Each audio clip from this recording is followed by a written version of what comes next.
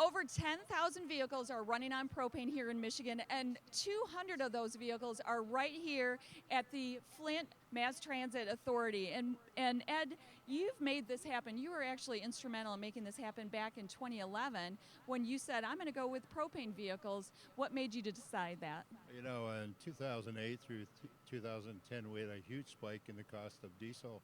At the same time, we understood that the particulate that comes out of a diesel engine is not good for our community.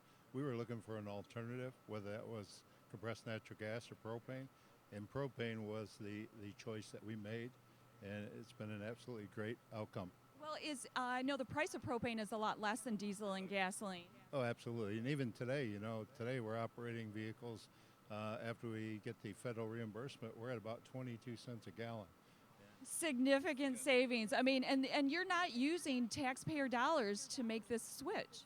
No, we're not. In fact, over a 5-year period, we saved over $4 million using propane, not counting even the maintenance offsets and, filters and clean operation. And so for us, it's been a win-win. So the return on investment, it sounds like it's happened pretty quick. It has, and it continues. And it's our intent to replace even more of our vehicles with propane. Well, and you're running Ford E450s as well as school buses. Yes, we are. Yeah, we have the new truck chassis that have the propane. They're the newest addition, bigger tanks. They're working great. Drivers love them. I know the maintenance department loves them. We love the cost reduction. So. Absolutely, cost reduction is a huge thing. And also, you talked about emissions. I mean, air quality is very important to you for Genesee County residents, and you've dropped that. Can you just talk about how much emissions you've cut back by using propane? Well, the actual reduction, the pounds of particulate that we've reduced, I don't have that number right on my lips here this morning, but I can tell you that we're 85% along the way of having an all-alternative fuel fleet.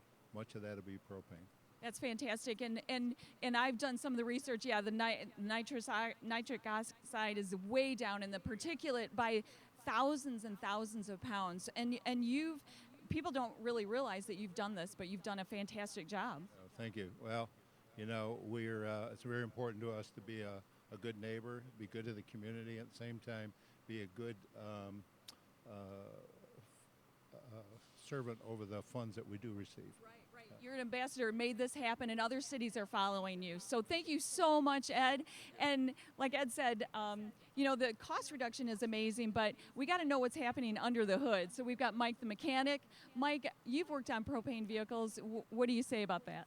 Well, going from primarily the diesel powered, where you're dealing with the oil and the soot, they're much cleaner, and the mechanics appreciate that. It's a lot easier for them to inspect the engine or the components, right. And then you don't have the exhaust fumes. Normally these garages would be full of black sooty smoke, and now right. We don't see hardly any of that. You actually walk out as clean going in, leaving work as you do.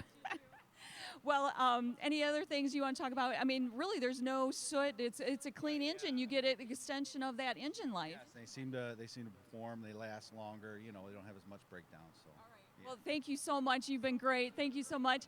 And there are millions of dollars available to convert your engines to propane. And the Michigan Propane Gas Association does have rebates, $4,000 for new propane vehicles or those conversions. So be sure to go to myautogas.com.